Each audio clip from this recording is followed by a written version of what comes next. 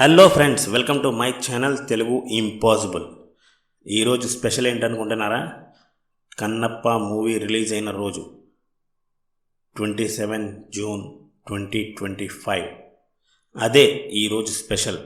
అయితే మనం కన్నప్ప మూవీ గురించి ఒక స్మాల్ రివ్యూ నేనైతే ఇవ్వబోతున్నాను.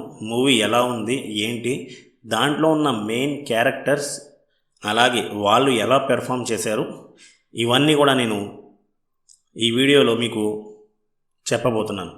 మరి ఇంకెందుకు ఆలస్యం, రెడీ అయిపోదామా? Let's go Kannappa. Hello friends, ఈరోజు కన్నప్ప రిలీజ్ అయింది కదా. మరి కన్నప్ప చూసారా? ఈ గ్రాండ్ మిథాలజికల్ డ్రామా మరియు మా సమీక్ష చూస్తే తప్పనిసరిగా చూడాలనే నమ్మకం వస్తుంది.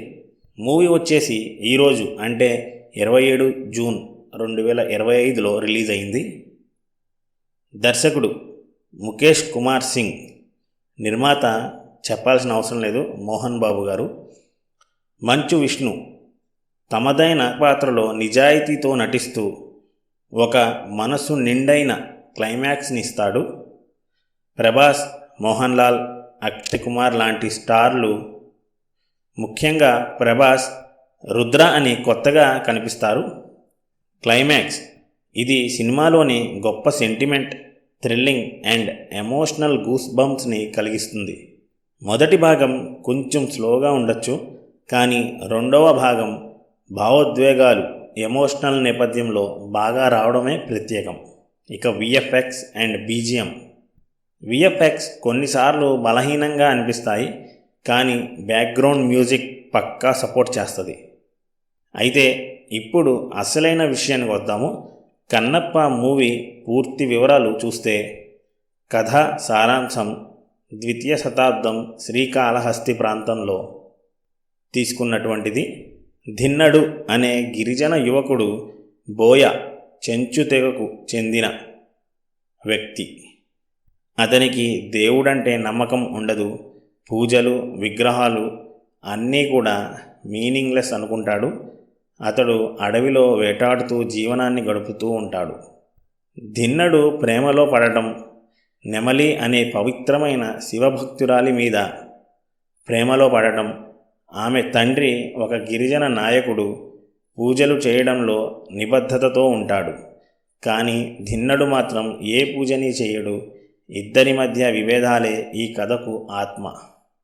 ఒకరోజు అడవిలో శివలింగాన్ని తక్కువ చేస్తూ చూస్తాడు ధిన్నడు.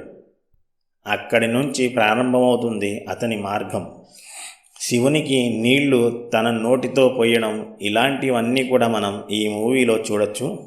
అయితే ఈ కథ ఇలా నడుస్తూ ఉన్నప్పుడు ఇక్కడే కథలోకి ప్రవేశిస్తారు భారీ గెస్ట్ కెమియోలు. ప్రభాస్ రుద్ర క్యారెక్టర్ తోటి ఒక భయంకరమైన శక్తి రూపంగా కనిపించే ధిన్నడుని లోతుగా పరీక్షిస్తాడు. కిరాట మోహన్ లాల్ నటించే క్యారెక్టర్ గిరిజన యోధుడిగా వచ్చి ఒక ఫిజికల్ మరియు మానసిక పరీక్షను పెడతాడు. లార్డ్ శివుడు అక్షయ్ కుమార్ నటించినటువంటి ఈ క్యారెక్టర్ తుది పరీక్షల్లో ప్రత్యక్షమవుతాడు. ఒక శివలింగం నుంచి రక్తం కారుతుంది. శివుడి ప్రేమను పొందాలంటే తన కళ్ళను అర్పించాలి అన్న సిచ్యువేషన్లో అక్షయ్ కుమార్ కనిపించడం జరుగుతుంది. క్లైమాక్స్ ఉత్కంఠ త్యాగంతో ఉంటుంది. ధిన్నడు తన ఒక కన్ను శివలింగంపై ఉంచి తానే తీయడం ద్వారా చక్కటి త్యాగాన్ని చూపిస్తాడు. తరువాత రెండో కన్నును కూడా ఇవ్వబోతున్న సమయంలో శివుడు ప్రత్యక్షమై అతన్ని కన్నప్పగా దీవిస్తాడు. ఈ సన్నివేశం ప్రేక్షకుల మనసులను కదిలించేలా ఉంటుంది. పాత్రలు చూసుకుంటే మంచు విష్ణు ధిన్నడు అంటే కన్నప్ప పాత్రలో నటించడం జరిగింది. గిరిజన యువకుడు నుండి దేవుని అత్యున్నత భక్తుడిగా మారే మార్గం. ప్రీతి ముఖందన్ నెమలి పాత్ర చేసినటువంటి హీరోయిన్. శివభక్తురాలు ధిన్నడు ప్రేమలో పడే యువతి. శరత్ కుమార్ నెమలి తండ్రి, గిరిజన నాయకుడు. మోహన్ బాబు మహాదేవ శాస్త్రి మార్గదర్శకుడు పాత్రలో నటిస్తారు. ప్రభాస్ కెమియో రోల్ చేస్తారు. రుద్ర పాత్రలో శివుని ఒక రౌద్ర స్వరూపం. మోహన్ లాల్ కిరాట పాత్ర చేస్తారు, శివుడి మరో రూపం. అక్షయ్ కుమార్ శివుడి పాత్ర చేస్తారు, తుది పరీక్షలో ప్రత్యక్షమవుతారు. Kajal Aggarwal cameo role. పార్వతీ పాత్ర చేస్తారు, చిన్న మరియు కన్సోలింగ్ పాత్ర చేస్తారు. మ్యూజిక్, విజువల్స్ అలాగే విఎఫ్ఎక్స్ చూసుకుంటే బీజిఎం ఎమోషనల్ సీన్స్లో చాలా బాగుంటుంది. విఎఫ్ఎక్స్ కొన్ని సన్నివేశాల్లో ఫ్లాట్ అనిపించిన న్యూజిలాండ్ లొకేషన్స్ మెరుపులు అందిస్తాయి. క్లైమాక్స్ విజువల్స్ చాలా బలంగా డిజైన్ చేశారు, గూస్ బంప్స్ రావడం ఖాయం.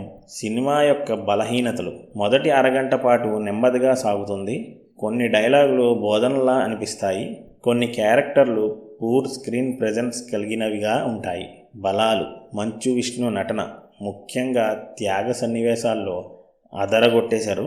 క్యామియోలు: ప్రభాస్, మోహన్ లాల్, అక్షయ్ కుమార్ ఈ ముగ్గురు కూడా తక్కువ టైంలో మెరుపులు చూపించారు. దేవుడితో భక్తుని అనుబంధం చాలా బలంగా చూపించారు. క్లైమాక్స్ అయితే ఇందాక చెప్పాను కదా, చాలా బలంగా డిజైన్ చేశారు, గూస్ బంప్స్ రావడం ఖాయం. ముగింపు: ఈ సినిమా మొదటి భాగం కొద్దిగా నెమ్మదిగా సాగిన రెండవ భాగం చాలా పవర్ఫుల్గా ఉంటుంది. మీరు ఆధ్యాత్మిక కథలు, భక్తి కథలు ఇష్టపడితే తప్పకుండా చూడాల్సిన చిత్రం. సో ఇది ఫ్రెండ్స్ నా రివ్యూ. నేను మీకు బేసిక్ రివ్యూ ఇచ్చాను, పూర్తి సినిమా అయితే నేను చూపించలేను. ఒక విధంగా చూసుకుంటే మీరు థియేటర్కి వెళ్ళి ఈ సినిమాని కంపల్సరీగా చూడాలి అని నేను కోరుకుంటూ, సినిమా ఎలా ఉంది ఏంటి అన్నది మీరు కూడా కామెంట్ చేయండి. కామెంట్ చేసి మరిన్ని రివ్యూస్ కోసం నా ఛానల్ తెలుగు ఇంపాసిబుల్ని లైక్ చేయండి, సబ్స్క్రైబ్ చేయండి, అందరికీ షేర్ చేయండి. Bye bye.